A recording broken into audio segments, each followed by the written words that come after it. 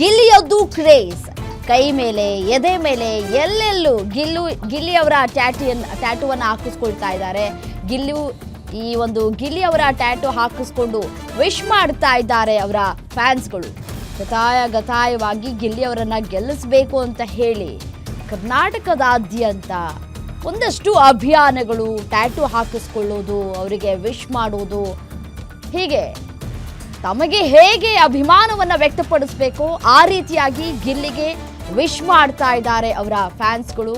ಒಬ್ಬ ನಟನಿಗೆ ಯಾವ ರೀತಿಯಾಗಿ ಕ್ರೇಜನ್ನು ನಾವು ಈ ಹಿಂದೆ ನೋಡಿದ್ದೇವೋ ಅದೇ ರೀತಿಯಾಗಿ ಗಿಲ್ಲಿಗೂ ಕೂಡ ಒಂದು ತನ್ನದೇ ಆದಂತಹ ಒಂದು ಫ್ಯಾನ್ ಬೇಸ್ ಶುರುವಾಗ್ಬಿಟ್ಟಿದೆ. ಈಗಾಗಲೇ ಫ್ಯಾನ್ಸ್ ಕ್ರೇಜ್ ಶುರುವಾಗ್ಬಿಟ್ಟಿದೆ.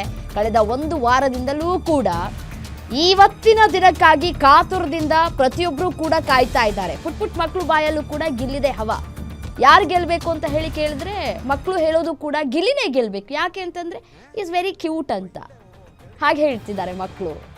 ಪುಟ್ಟ ಮಕ್ಕಳಿಂದ ದೊಡ್ಡವರು, ಹಿರಿಯರ ತನಕ ಎಲ್ಲರೂ ಕೂಡ ಗಿಲ್ಲಿ ಮೇಲೆ ಬಹಳಷ್ಟು ಪ್ರೀತಿಯನ್ನು ಇಟ್ಕೊಂಡಿದ್ದಾರೆ. ಅವರೇ ಗೆಲ್ಲಬೇಕು.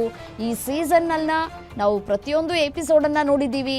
ಗಿಲ್ಲಿ ಯಾವ ರೀತಿಯಾಗಿ ಆಟ ಆಡ್ಕೊಂಡು ಬಂದಿದ್ದಾರೆ, ಯಾವ ರೀತಿಯಾಗಿ ಜನರ ಮನಸ್ಸನ್ನು ಗೆದ್ದಿದ್ದಾರೆ ಅನ್ನೋದು ಎಲ್ರಿಗೂ ಗೊತ್ತಿರುವಂಥದ್ದೇ.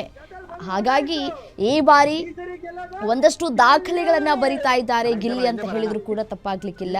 ಈ 12 ಸೀಸನ್ನಲ್ಲಿ ನಾವು ಕಂಪೇರ್ ಮಾಡ್ಕೊಳ್ತಾ ಹೋಗೋದಾದ್ರೆ ಸೋಷಿಯಲ್ ಮೀಡಿಯಾದಲ್ಲಿ ಬಹಳಷ್ಟು ಹವಾ ಕ್ರಿಯೇಟ್ ಮಾಡಿದ್ದಾರೆ. ಒಬ್ಬರು ಶಾಸಕರು ಅವರ ಬಗ್ಗೆ ಮಾತನಾಡ್ತಾರೆ ಅಂತಂದರೆ, ಅವರಿಗೆ ವೋಟ್ ಹಾಕಿ ಅಂತ ಹೇಳ್ತಾರೆ ಅಂತಂದರೆ ಸ್ವಲ್ಪ ಯೋಚನೆ ಮಾಡಬೇಕಾಗತ್ತೆ. ಮನುಷ್ಯನ ಗುಣಗಳು ಯಾವ ರೀತಿಯಾಗಿ ಪ್ರಭಾವವನ್ನು ಬೀರುತ್ತೆ ಅಂತ ಹೇಳಿ.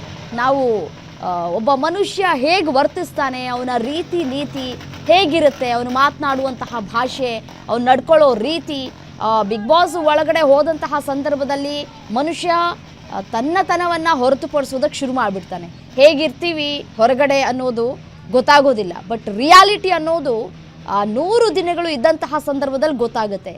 ಡೇ 1ನಿಂದ ಹೇಗೆದ್ರು ಗಿಲ್ಲಿ ಈಗಲೂ ಕೂಡ ಹಾಗೇ ಇದ್ದಾರೆ. ಸೊ ಹಾಗಾಗಿ ಫ್ಯಾನ್ಸ್ ಕ್ರೇಜ್ ಕೂಡ ಹೆಚ್ಚಾಗ್ತಾ ಇದೆ.